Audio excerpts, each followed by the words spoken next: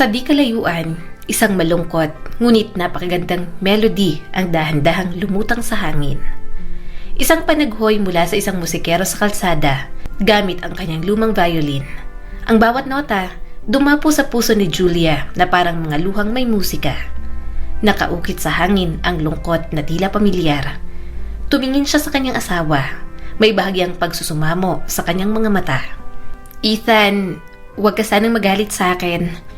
Mahina at may kaba na sabi ni Julia. Si Ethan, ang praktikal na asawa, pilit na iniukit sa kanyang gwapong mukha ang kunwaring galit. Isang eksenang parabang galing sa teatro. Hindi pa ako galit, Jules, sa ngayon.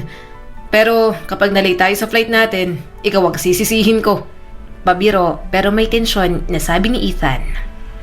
Isang masiglang tawa ang kumawala kay Julia, sapat upang maitaboy ang aninong kalungkutan na kanina'y nakadikit sa kanya. "Ay nako, buti na lang marunong ka mag-alarm. Baka pwede ko na lang tipunin lahat ng mga alaala ko, ilagay sa basket tapos ibenta natin. Baka yumaman pa tayo." Tumatawang sabi ni Julia. Napatingin si Ethan sa bago niyang relo.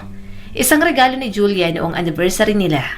Ang pilak nitong mukha, paalala na palapit na ang oras ng kanilang biyahe. "Julia, sa totoo lang, hindi na to oras ng paglalakad sa memory lane. 3 oras na lang at flight na natin. Pwede na siguro nating laktawan ng fountain sa dami ng litrato mo para makakabuo ka na ng art exhibit." Seryosong sabi ni Ethan. Nagkunwaring nagulat si Julia, may kalokohan sa boses. "Ang galing mo talaga. Genius. Hindi ko pa naisip yan. Pwede ko nang tawaging The Adventures of Jules Castro in Italy." Ngunit kahit may lambing ang kanyang boses, may naiwan pa ring misteryosong ngiti sa labi ni Julia. Tila may mas malalim pang emosyon sa likod ng kanyang masayahing anyo. Ang kanyang mga mata biglang naligaw sa malayo. May dampi ng kalungkutan. Si Dad, sobrang gusto niyang mag-travel, lalo na rito sa Italy. Madalas kaming pumunta sa Rome noon at minsan nagbabakasyon din kami sa San Remo. Diyos ko, ang ganda-ganda talaga doon, Ethan. Hindi mo may isip. Tahimik ang tensyon. Hindi napansin ni Julia ang biglaang panginginig ng panga ni Ethan. Isang senyales ng kanyang pinipigilang inis. Sa bandang huli, hindi niya napigilan ang sarili. "Alam mo, parang palagi mong pinapaalala sa akin yung special na pinagmulan mo. Minsan parang gusto mong ipamukha na, ewan ko, na mas mataas ka." Pigil ang boses pero halata ang tensyon na sabi ni Ethan. Tumawa naman si Julia ng malakas. "Ay nako, Ethan, para kang batang nasa kindergarten. Nakakatawa ka talaga. Ang unfair mo naman. Ako, mayabang? Never akong naging ganon. Alam mo ba, nang bata ako, sobrang mahiyain ko, kaya takot na takot pa akong mapansin." Nagsalita si Ethan, naiinis na. "Kung ganon, bakit ayaw mong gamitin ang apelyido ko? Julia, tradisyon na yun. Babae, ginagamit ang apelyido ng asawa. Anong problema sa De Luna?" Napailing si Julia at may bahagyang inis. "Ethan, ilang beses ko na bang sinabi sa'yo? Ilang ulit na? Hindi dahil ayaw ko sa De Luna. Iniiwasan ko lang ang gulo sa pagproseso ng mana ko. Ayaw ni Dad na mawala ang apelyedong Castro. Sobrang halaga nun sa kanya. Alam mo ba?" Pero hindi na siya pinatapos ni Ethan. Isang malalim na buntong hininga ang kumawala mula sa kanyang dibdib. "Dad na naman. Gaano pa katagal nating pag-uusapan niyang ama mong si Ronnie Castro? Nire-respeto ko siya, oo, pero wala na siya, Julia. Pwede ba?" Naiinis na sabi ni Ethan. Biglang tahimik, malamig ang hangin sa pagitan nila. Napatingin si Julia sa kanya, hindi makapaniwala. Kitang-kita sa mga mata ang kirot, pero pinilit niyang umiti. "Pasensya na, nadala lang ako. Alam mo naman, kabisado ko na lahat ng kwento mo tungkol sa pamilya mo. Naisip ko lang, baka dito sa Italy, makapagpahinga ko kahit saglit sa mga kwento mo tungkol sa ninuno ninyo." Mahinang nagsalita si Julia at may halong biro. "Sige na nga, hindi na ako magsasalita tungkol sa mga yon. Basta may kapalit, kailangan mong kuhanan ako ng litrato sa fountain." Umiling si Ethan at parang pagod na. "Hay nako, Julia, malilate na talaga tayo. Bakit ba mahalaga pa yung fountain na yan?" Nakangiti si Julia. Mahigpit ang hawak sa kamay ng asawa. Alam mo ba, lahat ng turista na mapalad makapunta sa Rome, dapat lang maghagis ng barya sa Trevi Fountain. Pero bago yon, kailangan muna mag-wish. May sabi kasi, lahat ng hiling doon natutupad. Biglang bumagal ang oras, tila bumalik ang alaala. Nung bata pa ako, ginagawa namin ni Dad yan, parang panata tuwing nandito kami sa Rome. Patuloy ang tensyon sa puso ni Ethan, pero pinili niyang manahimik at sumunod na lamang. Pagod na si Julia at nakita niyang nauubos ng pasensya niya. Matagal niya nang tinago ang sama ng loob at ngayon lumabas na ito. Ethan, bakit pa ulit-ulit mo laging sinasabi? Malilate na tayo. May sapat pa tayong oras. Mga kalahating oras lang papunta sa airport. Imbes na mag-alala ka, mas makakabuti kung tutulungan mo akong pumili ng magandang lugar para sa huling kuha ko. Alam mo kung paano yan kaysa sa akin. Nagulat si Ethan nang papurihan siya ng asawa. Parang hindi niya inaasahan. Magaling siya sa pagkuha ng larawan. Pinag-aralan niya ito noon pa man sa kolehiyo. Mahilig din talaga siyang kumuha ng litrato. Gusto niyang kumita dito tulad ng sinabi ng ama niya. Noong bata pa si Ethan, tinuruan siya ng tatay niyang si Dante. Ano man ang gusto mong gawin? Pag nagsikap ka, maayos yan. Kapag tamad ka, sira. Sinasabihan siya ng ganon. Tumulong siya sa tatay niya sa mga kasal at okasyon, nag-ipon para sa sariling kamera. Nang nagtayo sila ng maliit na studio at bumagsak, natutunan niyang mahirap talaga ang negosyo. Sumubok siya ng ibang trabaho pero lagi niyang gusto ang photography dahil yun talagang hilig niya. Nang makarating sila sa Trevi Fountain, nagulat sila na halos walang ibang tao. Ilang grupo lang ang nagkukwentuhan at nakatitig sa ganda ng lugar. Si Julia, masayang masaya. Hindi ko alam kung saan tatayo. Kunan mo ko ron dito, tapos doon, bago ko itapon ng barya. Sandali, Julia. Kailangan nating hanapan ng tamang anggulo. Kung gusto mo talagang magandang kuha, dapat nasa tamang posisyon ka. Pati ang fountain sa likod mo. Okay ang ganitong viewpoint, siguradong maiinggit ang mga kaibigan mo. Wow, hindi ko alam na ganito ka pala kagaling. Oo, minsan iniisip ng iba na hindi sapat ang pinag-aralan ko. Pero alam ko ang sinasabi ko. Medyo seryoso ang sabi ni Ethan. Hindi naman ganun ang tingin ko, Ethan, sabi ni Julia. Salamat. Tara na, sabi ni Ethan. Agad nilang sinimula ng pagkuha ng litrato. Si Julia mas gusto niyang mag-pose, sumunod sa direksyon ni Ethan at komportable. Pagkatapos, itinapon ni Julia ang barya sa fountain. Nakatalikod ayon sa nakaugalian. Bakit ganyan ang paraan mo ng paghagis ng barya? Tanong ni Ethan, simple ang tono. Pabiro namang sumagot si Julia. Ethan, ilang minuto ka nang nagkikwento ng history, tapos hindi mo alam yan, dapat nakatalikod. Biglang sumiklab ang inis sa mukha ni Ethan. Hindi niya napigilan ang sagot niya, bagaman hindi bastos pero matapang. Julia, hindi nga ako interesado sa mga ritual na yan. Gawa-gawa lang para sa turista. Hindi nangangahulugang matutupad ang hiling mo. Naramdaman niyang naiinis si Julia. Tahimik siyang lumiko at naglakad pa uwi ng hotel. Sa loob-loob niya, may iniisip. Ayos, napatahimik ko siya. Pero para siyang prinsesa na nakasandal lang sa tatay niya. Kung wala siyang tatay na ganun, baka hindi siya nakarating dito. Bulong ni Ethan sa sarili. Habang naglalakad pa uwi, magkasabay sila ni Julia. Tahimik, ramdam ang lamig ng alitan. Para kay Julia, espesyal ang fountain dahil alaala yun ng ama. Para kay Ethan, simbolo ng pagkaubos ng oras at pagpaplano. Pero sa gitna nila, may puwang para magkausap at unawain ang isa't isa. Sa kabuuan, sobrang tuwa ni Julia sa trip nila. Akala niya, inis lang si Ethan dahil sa biglaang pagbabago ng klima. Hindi pa kasi siya nakapunta sa ganitong lugar tulad ng Italia. Kaya naiintindihan niyang mainitin at iritado ito.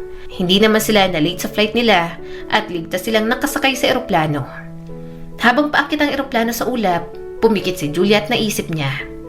Siguro, dapat talaga subukan kong mag-organize ng personal exhibit para kay Ethan. Ang galing niyang artist, sayang kung hindi gagamitin ang talent niya.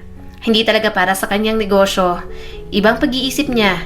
Kaya sabi ni Dad, si Ethan lang daw ang kaya pang mag-manage ng maliit na department at hindi na siya pwede pang humigit pa doon. Bago siya nakatulog, napaisip pa siya. Hindi lahat ay pang malaking negosyante, Pero sa tingin ko, si Ethan pa rin ang pinakamagaling sa buong mundo. Dahil walang telepathy si Ethan, hindi niya alam ang naiisip ni Julia. At sa totoo lang, hindi rin niya pinapansin. Marami siyang mas importanteng iniisip kaysa sa munting hiling ni Julia. Isang buong taon siyang nagsikap sanayin ng sarili sa bagong buhay. At napakahirap nito. Wala siyang nararamdamang pagmamahal para kay Julia. Pero kailangang tiisin dahil ticket siya papunta sa magandang kinabukasan. Isang malinaw lang, wala siyang planong isama si Julia sa hinaharap niya. Gamit lang siya para makamit ang gusto niya. Tumingin si Ethan saglit sa upuan sa tabi ni Julia. Alam niya sa paraan ng paghinga na tulog na ito. Sa isip niya, puno ng pangaalipusta. Tanga, patay na patay ang isip. Bakit ba lagi may mga ganitong simpleng tao na swerte sa buhay? Madalas niyang tanong yon dati sa ama niya at sa sarili niya. Naalala niya kung paanong sumagot ang ama niyang si Dante de Luna. Anak, huwag mong gawing puno ng kalat ang isip mo sa ganyang tanong. Baka mapagod ang utak mo sa overthinking. Pero sagutin ko na rin, hindi patas ang mundo. Kaya madalas ang mga perks na pupunta sa inosente o payak na tao. Minsan yung mga kalaban ang umaakyat dahil gigil sila. Tapos pag nasa taas na, di mo na sila maibababa. Isang beses, tinanong ng ama. Bakit mo yun bigla na lang naitanong? Sabi ni Ethan noon. Nagtaka lang. Noong panahong yun, dumaan si Ethan sa personal na trahedya. Tuluyan siya nabigo sa unang pagsubok niyang makilala bilang photographer sa kolehiyo. May contest para sa mga estudyante. Gumawa ng photo series tungkol sa kaluluwa ng lungsod. Isang buwan na proyekto sa urban landscape. 3 oras lang siyang natutulog gabi-gabi dahil ibinuhos niyang lahat ng lakas sa paghahanda. Isa siya sa bet na mananalo pero hindi siyang nanalo. Tinawag ang pangalan ni Steven Reyes. Nagulat ang lahat at may sumigaw. Hindi patas! Pang-dekorasyon lang para sa banyo ang mga kuha ni Steven. Inalis agad ang sumigaw pero si Ethan hindi niya matiis. Umalis na rin siya sa event. Kinabukasan, tinawag siya ng dean sa opisina. Alam mo, sa anumang kompetisyon katulad sa sports, panalo ang pinakamalakas o pinakakarapat-dapat. Siya ang napili ng hurado kaya ayos na yan. Huwag kang masaktan. Hindi naman ako nasaktan. Bulong ni Ethan. Kinuha ng dean ang sobre. Huwag kang magsinungaling, De Luna. Kitang-kita ko na nasa mukha mo na naiinis ka. Pero kailangan mong malaman na nakakuha ka naman bilang 3rd place. Respetado ang karangalan niyan. Heto ang premyo mo. Nagulat si Ethan. Ano po to? Ngumiti naman ng dean. Gift certificate para sa photographer. Pwedeng pampalit ng filter o tripod. Nanlamig si Ethan at ramdam niyang winasak ang damdamin niya. Tinapo niya ang sobre. Ayoko nito. Ibigay mo na lang sa iba o itago mo. Natahimik ang dean at umalis si Ethan na galit. Ilang araw pagkatapos, nakadisplay ang mga larawan ng nanalo sa main hall. Pinagtawanan siya at nagpaparinig naman ng iba. Kung ganito lang, mamamatay ang photography bilang sining. May iilang pumuri, tulad ng ama niyang si Dante na may koneksyon sa city administration. Yung pangalawang nanalo na si Sarah, anak ng kilalang artist at philanthropist. Halata na mahirap para kay Ethan bilang anak ng community art teacher na makapantay sa kanila. Hindi niya makalimutan ang unang malaking leksyon sa buhay. Nang ipaliwanag niya sa ama, ngumiti lang si Dante. Ganito talaga ang buhay. Huwag mong sisihin ang langit, anak. Kung seseryosohin mo, mawawala ka bago ka umabot ng 30. Mas mabuting kontrolin ang ambisyon mo habang bata ka pa. Tulad ng hayop, matutong maghintay. Sinasabing justify ng katapusan ng paraan. Kapag dumating ang tamang oras, saka kakikilos at makukuha mo ang gusto mo. Dala niyang payo ng ama habang lumalaki at naghihintay ng tamang pagkakataon. Sa eroplano, tulog si Julia at tahimik si Ethan. Dala ang sariling iniisip at plano. Pagkalipas ng halos 10 taon, dumating ang pagkakataong magbago ng tuluyan ang buhay ni Ethan. Nangyari ito bago pa man mag-Valentine's Day nang tawagan siya ni Arthur ng biglaan. Hello Ethan, grabe. Kailangan talaga kita ngayon. Kasama ni Ethan si Arthur noon sa kolehiyo, pero hindi sila masyadong magkaibigan. Yung tipong, kumusta? Ayos ka lang? Yun siguro ang relasyon nila. Kaya nang tumawag si Arthur, nagulat si Ethan. Ano bang klaseng tulong yan? Magalang na tanong ni Ethan. Ramdam ko sa boses mo na tense ka na. Bungad ni Arthur.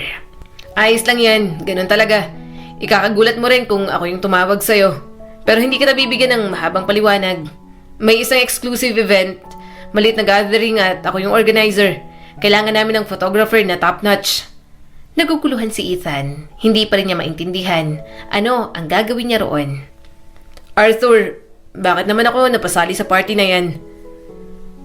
Natawa si Arthur. Hindi ba sinabi ko, yung guest list puro high society kids, mayayamang anak. Syempre gusto nilang magkaroon ng magagandang letrato sa kasaysayan. Huwag ka mag-alala, duman ka lang ng 1 oras, kunan mo kami ng pictures tapos pauwi ka na. Kailan ako pupunta dyan? Interesadong tanong ni Ethan. Ngayon na, nagkakalat na mga girls, nagre-regalo ng photographer. Ayaw ni Ethan natanggalin mula sa routine niya pero naakit din siyang makita kung paano mag-party ang mayayaman. Iniisip niya, wala namang mawawala. Masiguro maglalaan siya ng ilang oras tapos uuwi na. At baka magustuhan niya pang makita talaga ang eksenang yon. Pagkarating ni Ethan sa venue, halos lasing na ang karamihan ng mga bisita. Nang makita ni Ethan si Arthur, sumigaw ito. Narito ng photographer, humanda na kayo. Arthur, hindi mo pwedeng kaming ganito lang sabihan. Kailangan naming mag-ayos, kailangan kaming magbukang perfect. Sabi ng mga babae.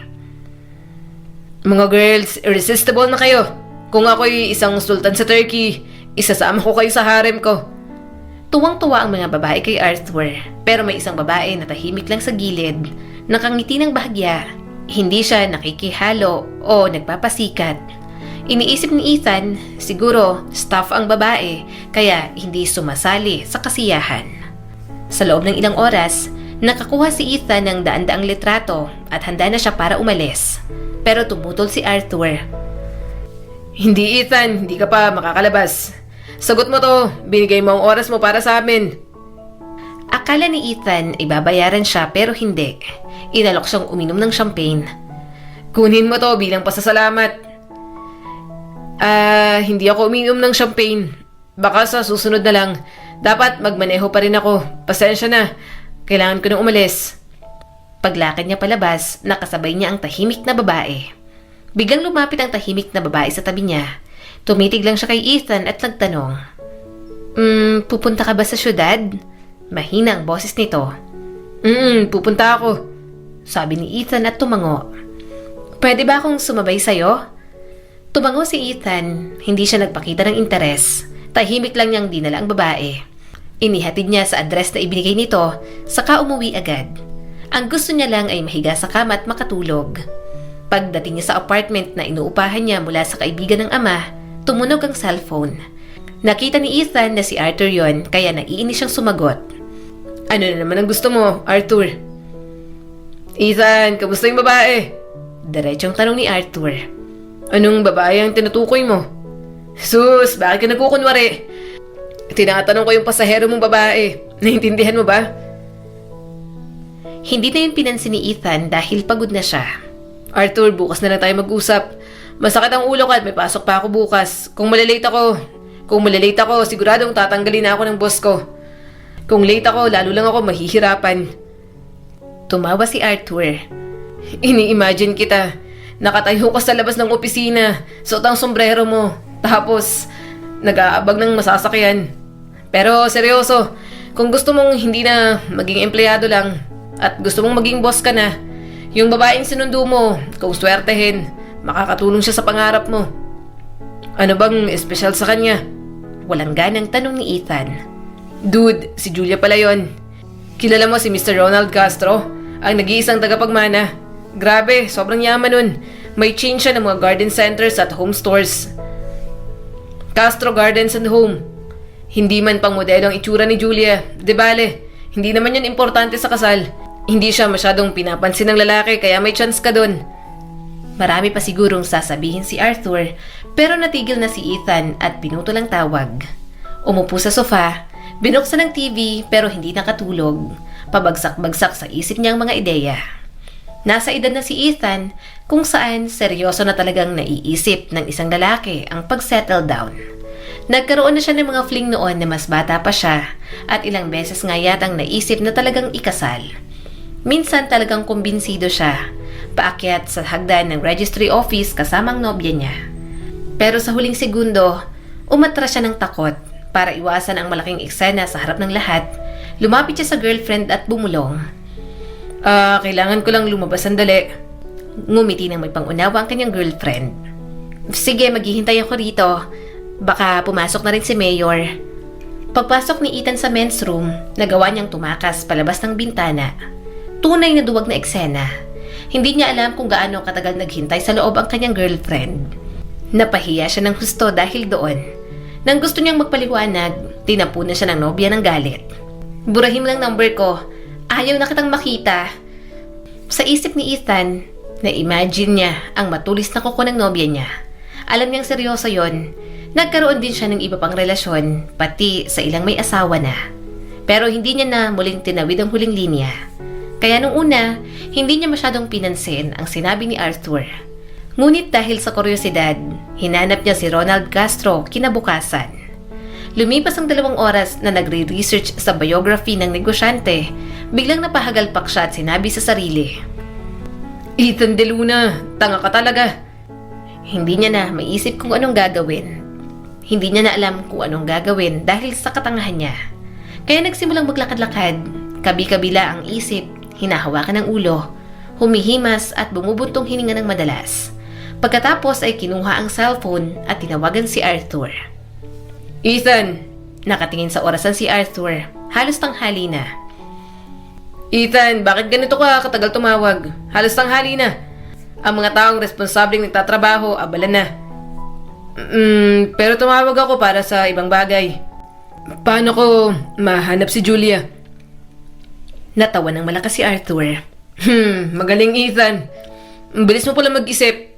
Kailangan mo siyang maunahan bago pa may maunang kumuha sa kanya. Madali lang hanapin si Julia.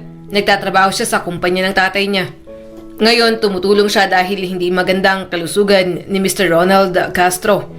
Kaya siyang nagpapatakbo ng kumpanya mag-isa. Magandang business sense niya. Kahit hindi siya modelo, matalino siyang babae. Hindi rin masyadong nililigawan ng mga lalaki. Kaya may chance ka talaga. May mga gusto pa sanang itanong si Ethan, pero agad niyang pinutol ang tawag. Umupo sa sofa, binuksan ng TV, pero hindi makatulog dahil sa pag-overthink. Pumunta siya sa opisina ni Julia kinabukasan. Pagdating ng gabi, pinasyal ni Ethan ang sarili sa pamamagitan ng pagbisita sa opisina ni Julia. Nagdala siya ng simpleng bouquet na color violet. Bilang professional na photographer, alam ni Ethan ang psychology ng mga tao, lalo na ng mga babae. Ang magarbong bouquet baka magdulot ng epekto kabaliktaran. Mas mainam ang payak, ngunit maayos na bulaklak para makuha ang loob. Pagpasok niya, nakita niyang nagulat si Julia. Nang makita siya ni Julia, ngumiti ito. Ikaw, hindi ko inaasahan na makikita kita rito. May business ka rito? Dahil sa dami ng karanasan sa pakikitungo sa babae, mabilis na dinirekta ni Ethan ang usapan kung saan niya gustong dalhin. Ipinaliwanag niya na naghahanap siya ng trabaho. Medyo kulang ang paliwanag lalo na't may dalang bulaklak, pero natuwa si Julia at naniwala. Inalok siya ni Julia ng listahan ng mga bakanteng pwesto at nag-promise na kakausapin niya ang tatay niya para matulungan siyang makapasok sa advertising department. Sa simpleng usapan, si Julia ay handang tumulong. Hindi niya alam ang tunay na balak ni Ethan, pero nagbukas ang pinto sa posibilidad na makalapit siya sa pamilyang Castro. Mahigit 9 na taon ang lumipas nang mangyari ang malaking pagbabago sa buhay ni Ethan. Kinabukasan, hindi inakala ni Ethan ang inaalok sa kanya. Si Julia mismo ang tumawag. Pupunta si Papa sa opisina ngayon. Puntahan mo siya 10:00 kung kaya mo. Tumibok ng mabilis ang puso ni Ethan. Hindi siya makapaniwala. Nagtaka siya.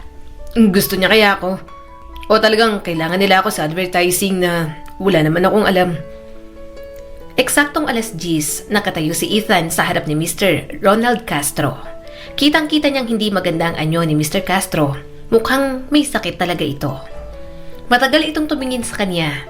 Matindi ang titig, pagkatapos ay payak ang tono. Sige, tingnan natin kung ano ang kaya mo. Punan mo muna yung mga papeles. Sa puntong yon, nalaman ni Mr. Castro na gusto palang ligawan ni Ethan ang anak niya. Hindi siya nang himasok sa relasyon nila, pero minsan, pagka-uwi sa opisina, tinapik ni Mr. Castro si Ethan at banayad na binulungan. Kung sakaling saktan mo ang anak ko, hahanap ako ng paraan na parusahan ka, pati sa susunod na buhay. Mahina, pero seryoso na sabi ni Mr. Castro. Nanginig si Ethan sa takot at napabulong. Mr. Castro, mahal ko si Julia. Wala akong hihingin sa kanya. Gusto ko lang siyang palagi sa tabi ko. Ngumiti si Mr. Castro. Mabuti kung gano'n ang inisip mo. Pareho tayo ng gusto para kay Julia, ang maging masaya siya. Hindi nagtagal, nagpakasal si Ethan at Julia. Mga 2 buwan pagkatapos ng kasal, pumanaw na si Mr. Castro. Malalim ang pagdadalamhati ni Julia dahil wala na siyang ibang kasama kundi ang asawa. Namatay na ang nanay niya noong 3 taong gulang pa lang si Julia. Sinubukan ni Ethan na suportahan si Julia sa lungkot. Paminsan-minsan, akala niya nahuhulog siya sa pag-ibig sa kanyang sariling asawa. Pero dumating si Danica. Habang nasa taxi pa uwi mula sa airport, tinawagan ni Julia si Danica. Danica, pauwi na kami sa bahay. Marami akong dalang souvenirs mula sa Italy. Pumunta ka na agad. Natuwa rin si Danica at sabik ng makipagkwentuhan. Alam mo Ethan, si Danica palaging nandyan para sa akin. Parang kapatid ko na talaga. Kausapin mo mamaya siya sa lunch. Alam mo Ethan, si Danica palaging nandyan para sa akin. Parang kapatid na talaga ang turing ko sa kanya. Sabay-sabay tayo mamaya sa lunch ha? Hindi napansin ni Julia na biglang namulang pisngi ni Ethan. Bahagyang napalunok si Ethan para alisin ang bumara sa lalamunan. Si Danica ba yung tinawagan mo? Nakangiti si Julia at masigla. Oo, gutom na kasi ako. Sabi niya kasi magdadala siya ng pagkain. Baka nasa daan na siya. Bahagyang humina ang tono ni Ethan. Baka mas maganda munang magpahinga tayo na tayo lang bago bumisita si Danica. Ngayon lang tayo nakauwi. Nagulat si Julia, bahagyang nasaktan. Pero ikaw ang nagsabi noon na parang pamilya si Danica. Kung ayaw mo siyang makita, saka ko ika-cancel ang tawag sa kanya. Hindi naman ako inis kay Danica.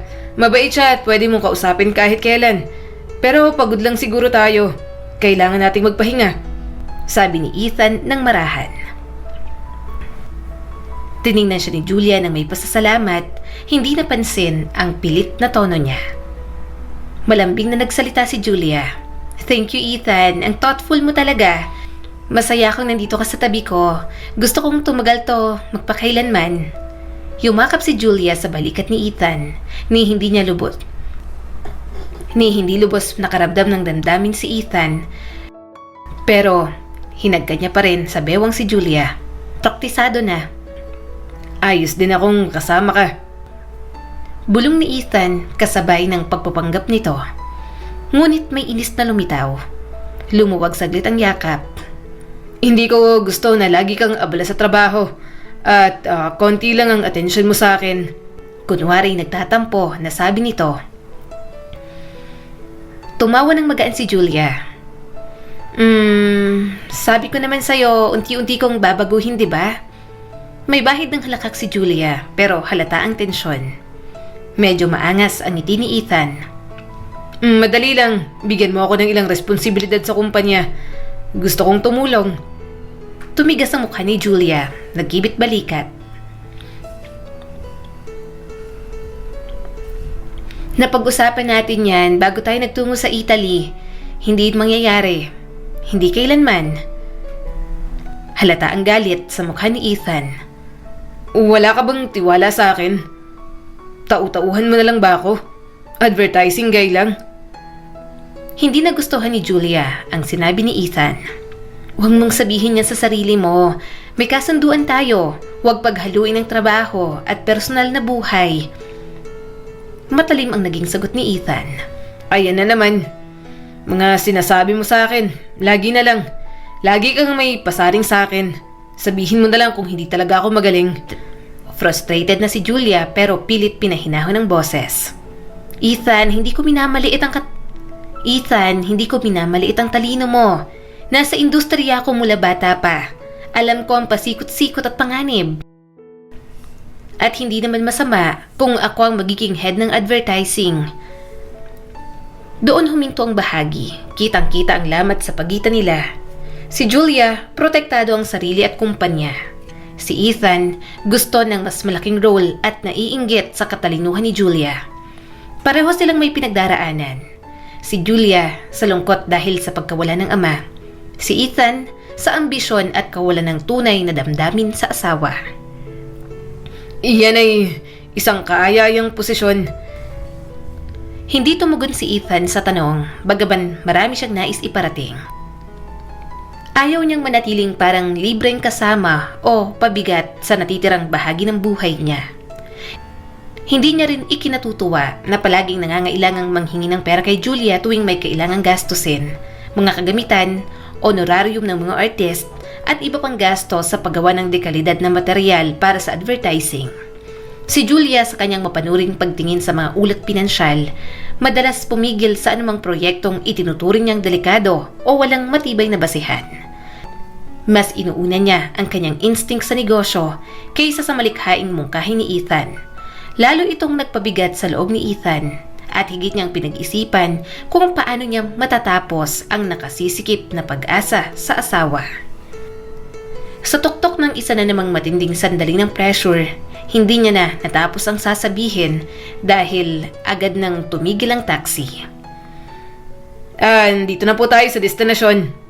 Agad na bumaba si Julia at tinuro si Ethan. Ethan, pakibayaran mo ang pamasahe. Wala akong dalang pera ngayon. Ngumiti ng bahagya ang taxi driver kay Ethan at nagbigay ng tingin na puno ng pagbibiro. Parang mahigpit ang pamamahala ng iyong asawa. Pinipigilan kang kumilos ng malaya. Nagngingit-ngit ang dibdib ni Ethan. Tumugon siya ng matalim. Kung pwede lang, huwag na kayong mangialam.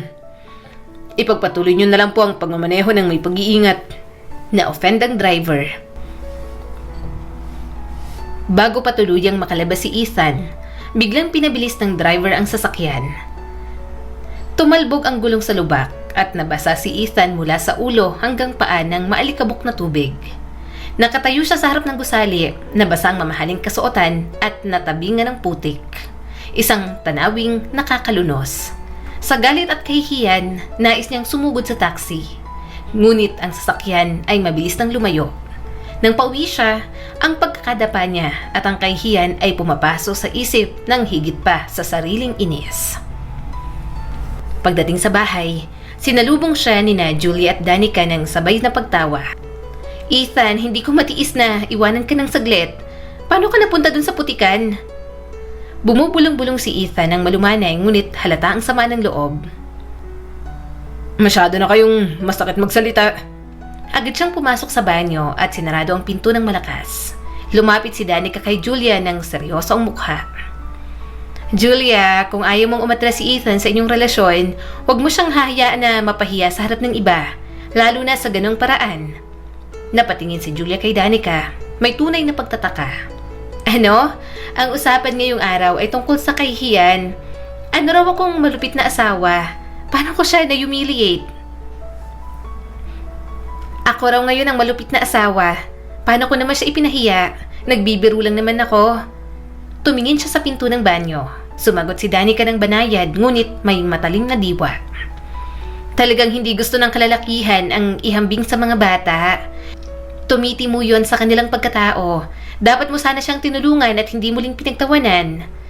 Napaisip si Julia na uunawaan ang sinabi ng kaibigan. Danica, hindi ko naman sinasadya. Nagkaroon lang kami ng tampuhan sa taxi kanina. May bahagyang pagdududa si Danica. Sige, pero ano ba talagang dahilan? Sinabi mo kanina na sobrang hiling niya. Napabuntong hininga si Julia at tinungo si Danica sa kusina. Ikaw na yata lang ang tunay kong mapagkakatiwalaan sa ngayon. Lumuluhang sambit ni Julia. Hindi ko naman gusto na masaktan siya. Siya lang ang nagturo sa akin kung ano ang tunay na kaligayahan ng isang babae. Isang bagay na hindi ko inasahan na pwedeng mangyari sa akin. Nagtipon sila ng sangkap para sa mabilisang merienda, tinapay, sausage at iba pang palaman. Habang naghahanda, ibinahagi ni Julia ang kanyang mga agam-agam kay Danica. Alam mo, Danica, patuloy siyang nagsasabing nais niyang akuin ang kontrol ng kumpanya. Hindi ko yun matatanggap. Para bang ito'y karapatan na para sa kanya agad? Formal ngunit diretso ang naging sagot ni Danica. Kaya bakit hindi mo sabihin ng tahasan? Igalang mo ang hangganan. Ito ang minana ng pamilya ko. Tumango si Julia, ngunit malungkot ang tindig. Wag, takot akong masaktan siya dahil sa kanya naranasan ko ang tunay na kaligayahan. Isang bagay na napakahalaga sa akin. Habang inihahalo ni Danica ang palaman, bahagya siyang bumulong. Hangal at mayabang. Nakita ito ni Julia at nagtaka. Danica, ano yun? Hindi ko narinig ng malinaw. Ngumiti si Danica ng may pahiwatig. Wala akong sinabi, Julia. Siguro nagkamali ka lang ng pandinig. Huminga ng malalim si Julia. Sige, tapusin na natin ang sandwich. Hintay ng pizza tapos pag-usapan natin ng mas malinaw. Habang nag-uusap sina Julia at Danica sa kusina, malinaw ang tensyon sa pagitan ng kaligayahan ni Julia at patuloy na paghahangad ni Ethan ng higit pang kapangyarihan. Si Julia ay nakatayo sa pagitan ng pagtitiwala sa asawa at pangangalaga sa sarili niyang kapakanan. Si Danica naman ay tila may sariling intensyon, handang magsalita ng matalas at magbigay ng payo ayon sa kanyang perspective. Biglang lumitaw si Ethan sa doorway ng kusina, tila may kakaibang sigla. Para bang nilinis ng mabilis na paliguan niya ang bakas ng tensyon at pagkadismaya na dumapo sa kanyang kamakailan. Itinapon niya ng basta ang tuwalya sa ibabaw ng makintab na countertop at ngumiti ng malapad nang makita niya sina Julia at Danica na abala sa paghahanda. Magandang gabi mga binibini. Anong panlasang inihahanda niyo para sa akin? Bago pa makasagot ang dalawa, tumunog ang doorbell. Nagkatinginan sila ng sandali. Agad na subigla si Danica. Siguro yung pizza na. Kanina ko pa kasi in-order. Baka dumating na. Nagmamadaling lumapit si Danica sa pintuan, pansamantalang niyang nalimutan ang sariling kakayahang magpigil ng damdamin. Pinanood siya ni Ethan ng may halong paghanga at awa. Pagkatapos, lumingon siya kay Julia, ang tinig ay kumalma. Alam mo, Julia, tunay kang pinagpala sa pagkakaroon ng isang kaibigan na katulad ni Danica. Sayang lang at tila hindi naging matagumpay ang buhay niya sa personal na aspeto. Lumubog ang tingin ni Julia. Huminga siya ng malalim, malayo ang tanaw. Totoo nga yun. Sayang. Naalala niya ang kanilang pagkabata. Ang panahon ng pagkakaibigan sa elite boarding school, kung saan tila tuwid at malinaw ang landas at sabay silang nangangarap. Ngunit nang magtapos, nagkahiwalay ang landas. Pumunta si Julia sa isang prestigyosong universidad sa kabisera. Samantala, pinadala si Danica sa Europa ng kanyang mga magulang upang doon makamit ang mas malawak na oportunidad. Ngunit hindi talaga umangkop ang puso ni Danica sa pag-aaral sa malayong lugar. Hindi niya alam kung saang landas ang kanyang tatahakin, lalo na't ang kanyang ama ang nagdedesisyon kung ano ang susunod niyang desisyon. Sa isang marangyang pagtitipon, nakilala ni Danica si Edgar. Isang mayamang Amerikano na 2 dekada ang tanda sa kanya.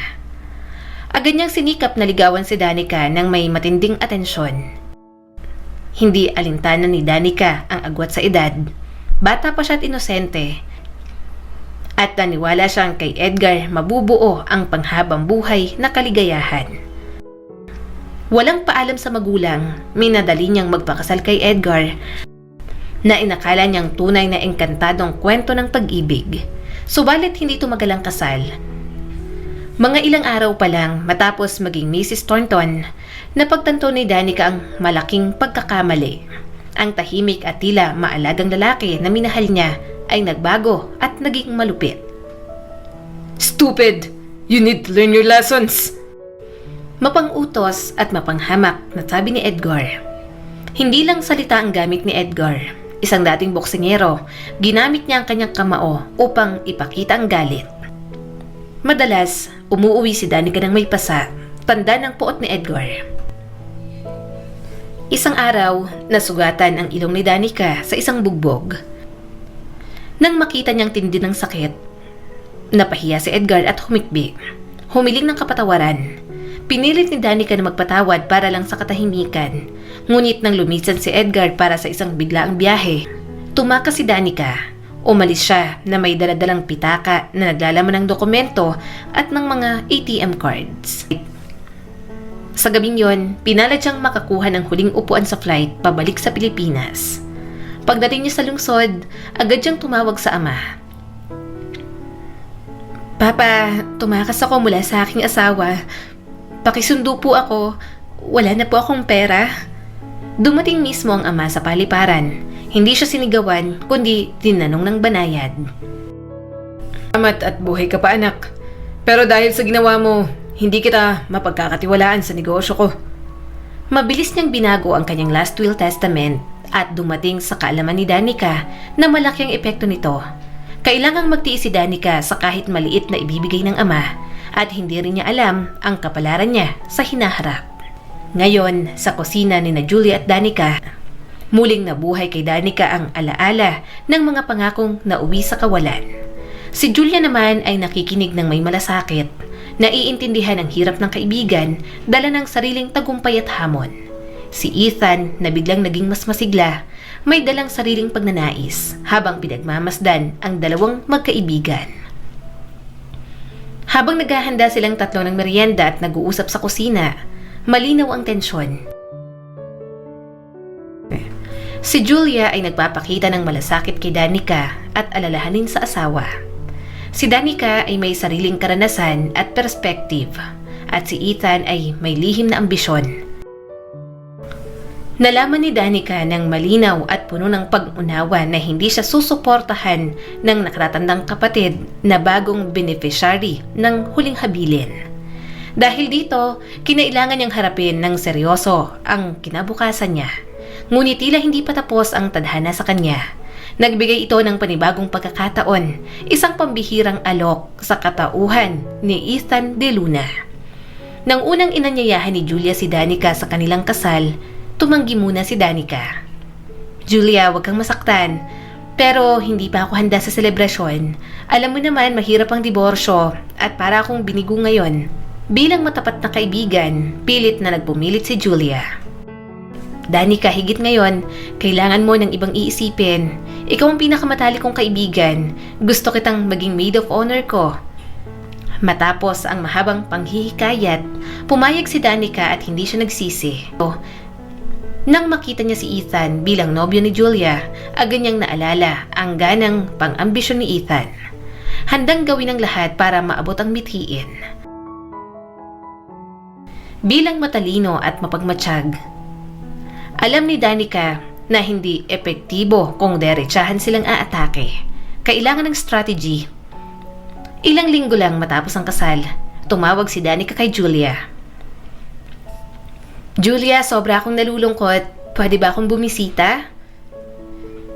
Ano ka ba? Pumunta ka lang dito, Danica. Naghahanda kami ni Ethan ng masarap na lulutuin. Ikaw nang maging chief taster namin. Hindi na kinailangan pa ni Danica ng matagal na panghihikayat. Sa loob lamang ng 15 minuto, nasa pintuan na siya ng bagong kasal. Linggo-linggo ding bumabalik siya hanggang naging tila pangkaraniwan na ang pagbisita niya. Ang tunay na pagbabagong nangyari ay nang pumanaw na ang tatay ni Julia.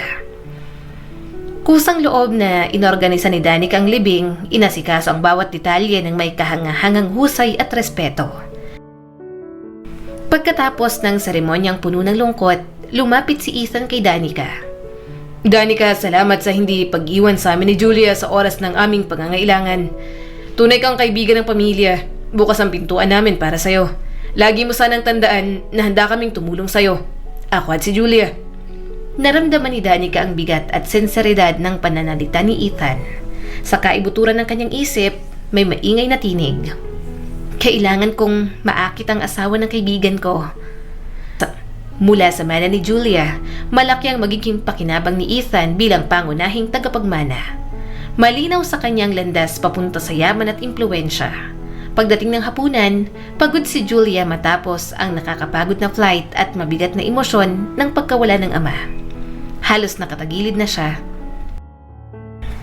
Mahal, wag mong pahirapan ang sarili mo. Matulog ka na muna. Ako nang bahala sa mga bisita. Ngumiti nang may pag-aalangan si Julia. Oo, pagod na talaga ako. Hihiga muna ako sandali. Habang pumapasok si Julia sa silid tulugan, tinutukan ni Ethan si Danica. Halika, maglakad tayo. Kailangan nating mag-usap. Tahimik si Danica. Pumayag siya at naglakad palabas.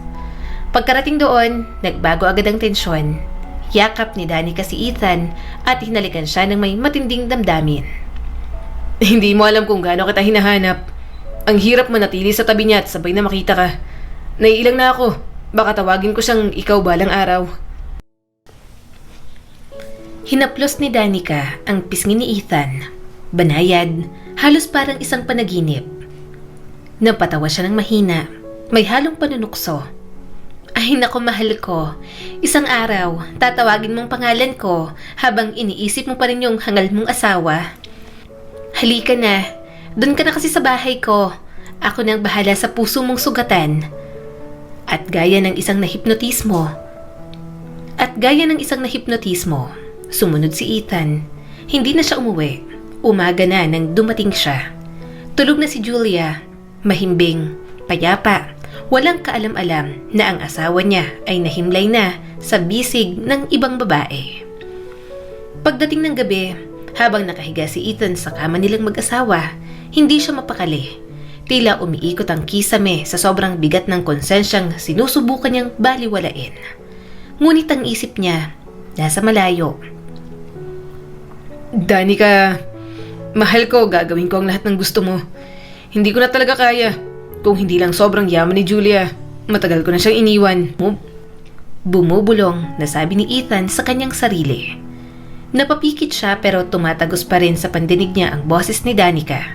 Parang serena, masarap pero delikado. Maraming paraan para mawala ang isang asawa. Discreet lang tayo mahal, pero kailangan ng tiyaga. Hintayin natin ang tamang oras. Tahimik siyang sumang-ayon sa isip. Pero may apoy ng pagkasabik na unti-unting lumalamon sa loob niya. Gusto niya nang matapos ang lahat. Makalipas ang ilang linggo, abalang-abala si Julia sa loob ng kanilang art gallery-like na bahay. Lahat ng hawakan niya ay nahuhulog, lutang ang isip. Ethan, seryoso ka ba? Bigla mo akong pinatawag sa trabaho. Hindi man lang ako nakapagpaalam sa assistant ko. May meeting pa ako dapat.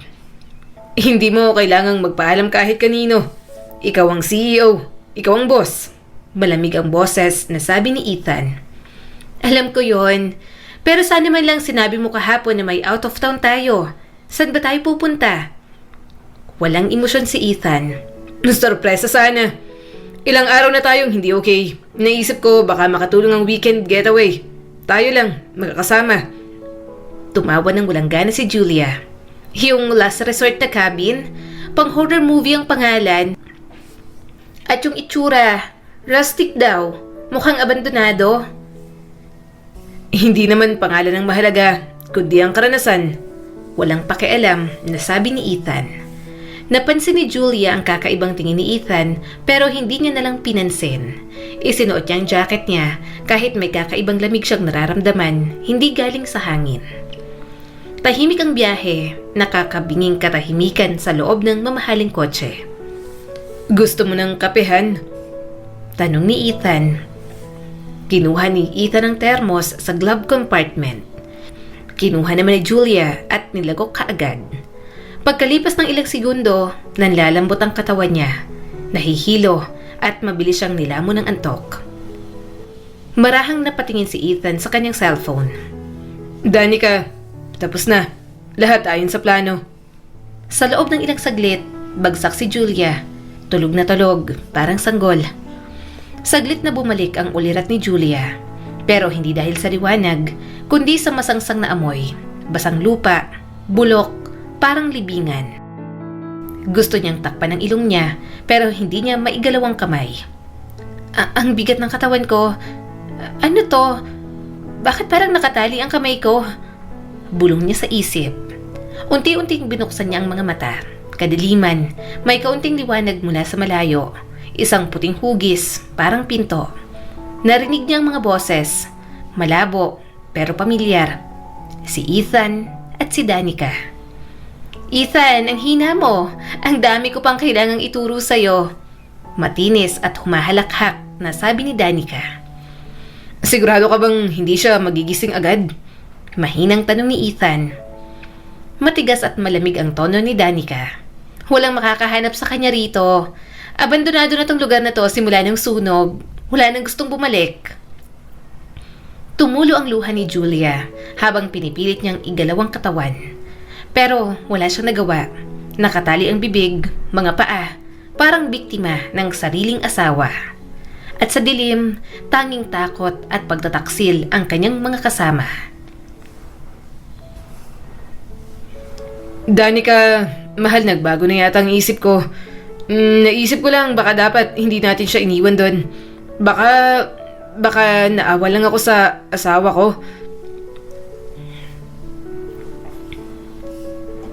Matalim ang boses ni Danica, parang talim ng kutsilyo. Dapat inisip mo yan kanina pa. Huli na, Ethan. Alam mo bang oras lang ang bibilangin at isusumbong niya tayo sa unang pulis na makikita niya? Gusto mong mabulok sa kulungan ng 10 taon? Halika na, lumalamig na ang gabi. At yung mahal mong asawa, wala na yan mamaya. Maninigas na yan hanggang sa mamatay. Ang ginaw sa loob ng bulok na barong-barong, kasabay ng takot na sumisingit sa kanyang butot laman, ay unti-unting pumapatay sa pag-asa ni Julia.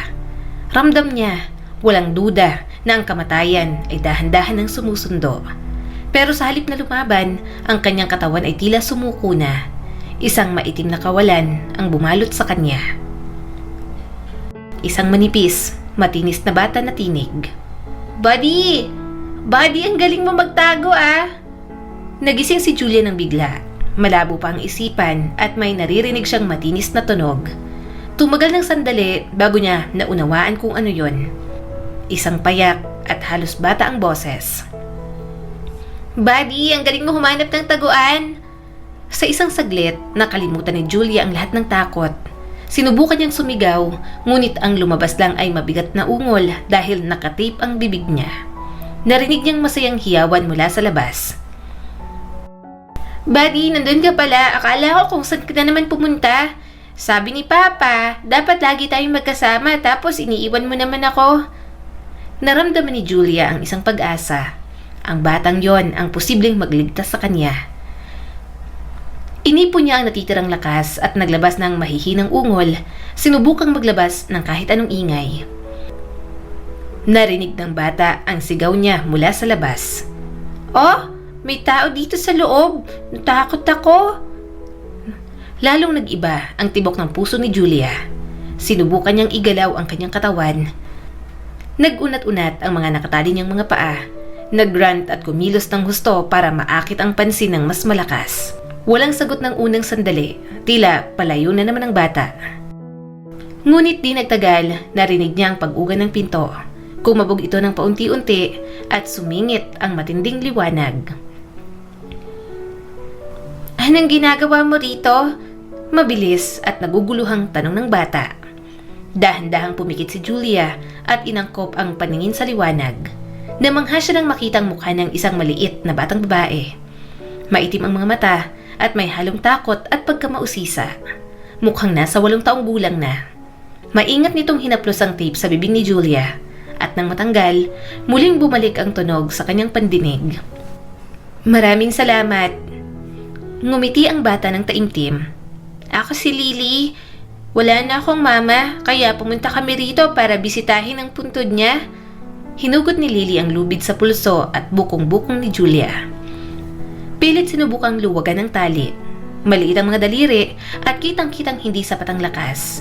Ngunit tumingin si Julia ng buong pag-asa.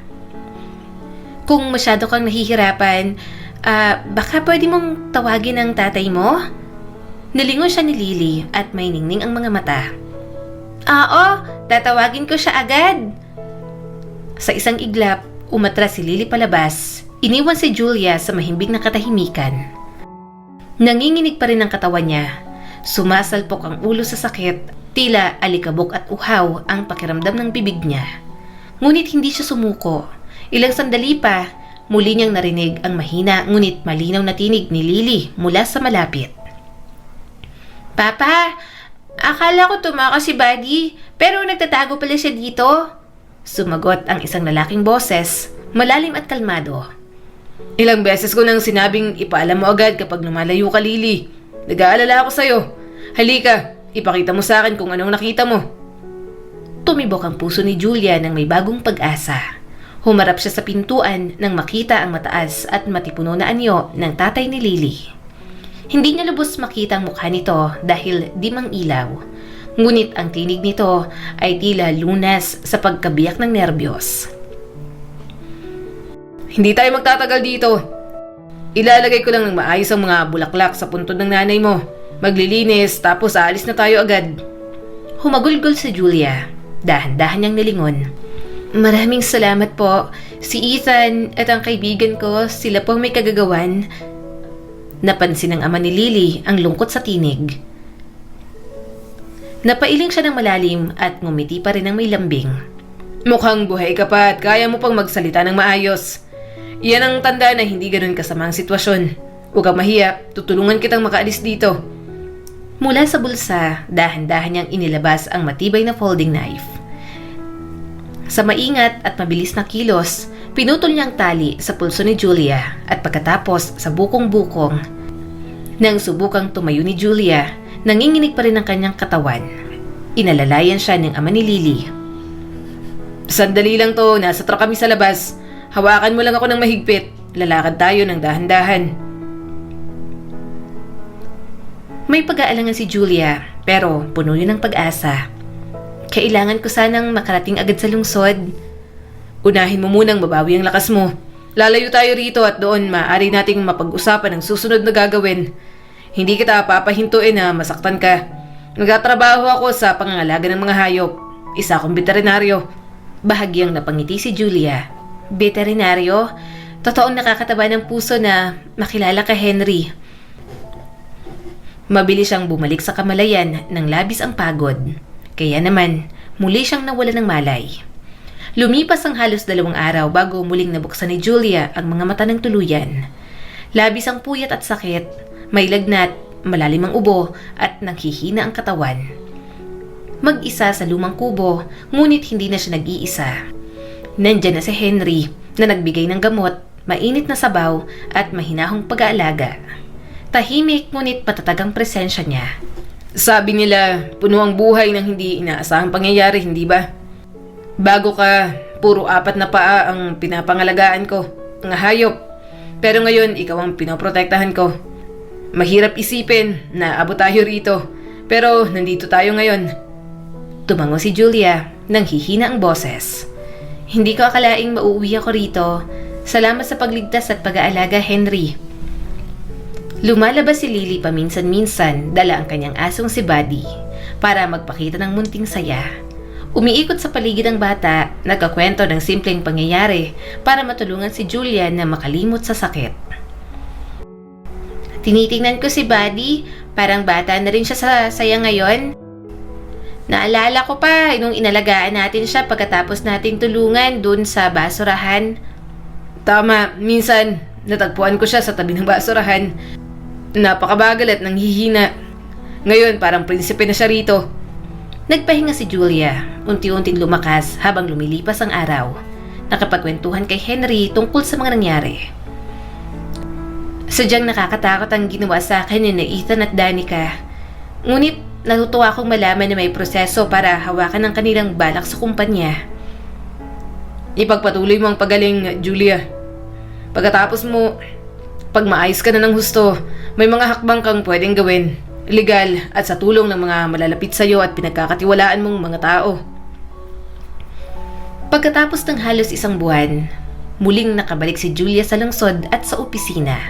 Buong tapang niyang isinulong ang mga dokumento at ebidensya laban kina Ethan at Danica. Voice recordings, text messages, saksi mula sa kubo, si Lily at Henry bilang pangunahing saksi. Sinimulan agad ang legal na proseso. Pagsampa ng reklamo sa pulis, paglilipat ng pansamantalang pamamahala ng kumpanya, at paglalagay ng interim measures para maiwasan ang pag-abuso ng posisyon. Habang unti-unting bumabalik ang lakas ni Julia, pinanatili niyang mataas ang profesionalismo sa opisina.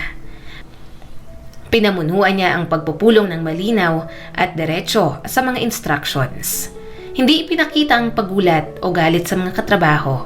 Itinuring niyang bahagi ng normal na pamamalakad ang pagsasaayos ng may kaugnayan kay Ethan at Danica. Pinangalagaan niya rin ang kanyang emosyon. Regular siyang nagpapatingin sa therapist para mailabas ang trauma at matibay na kalooban.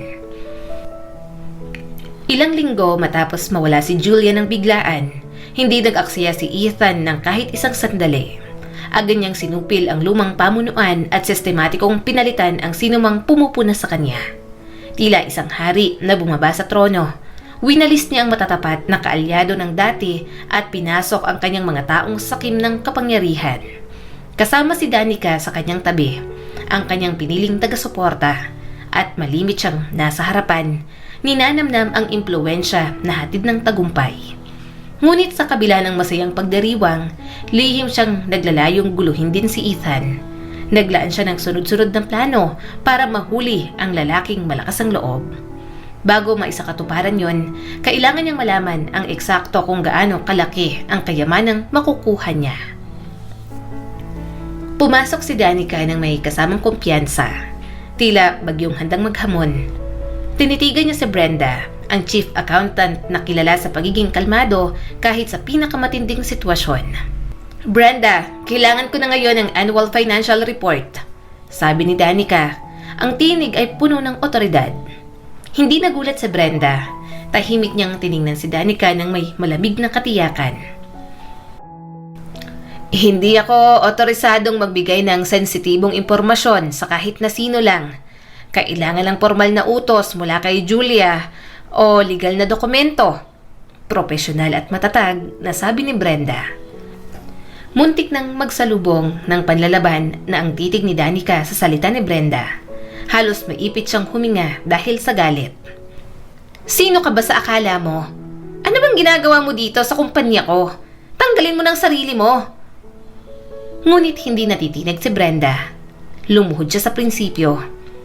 "Hindi po kayo ang nag-hire sa akin, kaya wala kayong kapangyarihang mag-terminate sa akin ng basta-basta." Nautal sa galit si Danica. Gulong-gulo ang isip niya. Parang gusto niya nang sugurin si Brenda. Ngunit may kislap sa mga mata ng accountant. Tila may alam siyang hindi pa natatapos. Babalik si Julia at kapag nandyan na siya, aayusin niya to kaagad. Meron tayong impostor na nagpapanggap. Mahina ang boses ni Brenda at puno ng katiyakan. Sarkastikong sumigaw si Danica. "Pwede ba? Isara mo yung bibig mo. Wala ka namang alam eh. Sino ka ba?" Sa paglabas ng mga salita, nagbukas ng malakas ang pinto. Pumagit na ang katahimikan nang makita nila si Julia. Buhay, tila dumating ng walang pasabi. Ang presensya niya ay katulad ng malamig na unos na bumaba sa isang mainit na gabi. Kitang-kita kay Danica ang pagkabigla. Halos hindi makapaniwala. Si Julia, kalmado, ngunit walang kompromiso.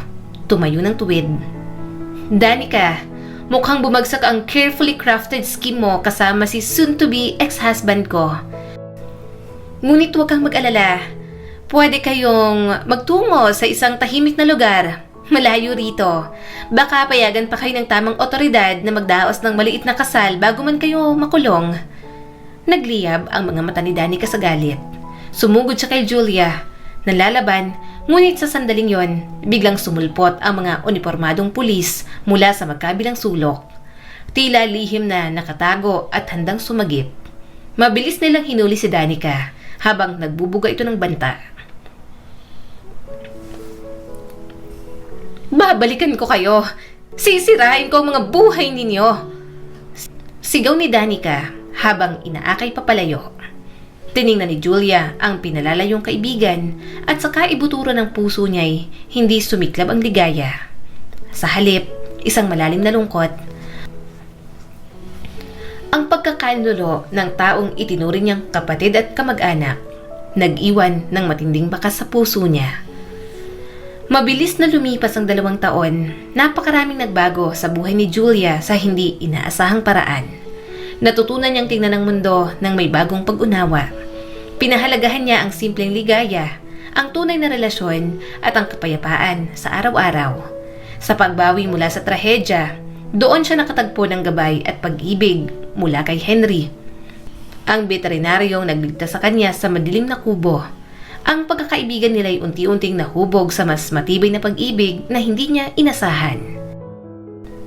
Nagpakasal sila, tinanggap niya ang pamilya ni Henry ng bukas ang puso at tinuring siyang ina ni Lily, na agad na tumawag sa kanya bilang mama.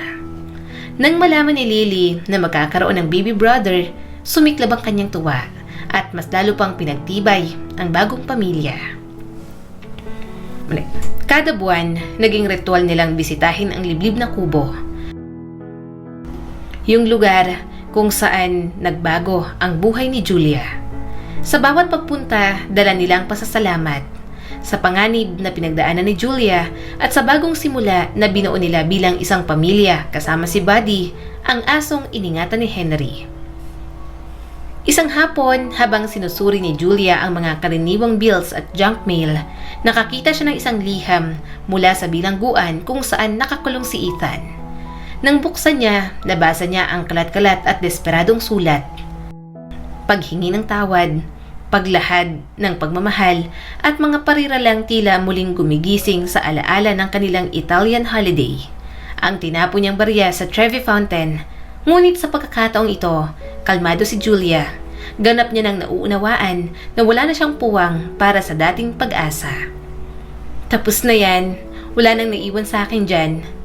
Pinunit niya ang liham ng may malumanay na hinga. Maliit na piraso ng papel na sumasagisag sa isang yugto ng buhay na tiyak na tuluyang isinara. Walang ilusyon o maling pag-asa. Matibay at matalino na siyang humarap sa bagong bukas sa harap niya. Sa pamumuno ni Julia, unti-unting nabawi at napabuti ang kumpanya, kasama ang mga taong tapat at may malasakit. Sa kabila ng pagtataksil at panganib, ang matatag na pananampalataya sa sarili, patas na kilos, at pag-aalaga sa mga tunay na nagmamalasakit sa atin ang magtutulak sa atin tungo sa mas makahulugang buhay. Ang mga pagsubok ay maaaring maging tulay para mas mapatibay at maging matatag tayo para sa mga susunod pang hamon ng buhay. Muli, ako po si Skylar Guro at sana'y may bago na naman kayong natutunan sa kwento natin ngayon. Maraming salamat po.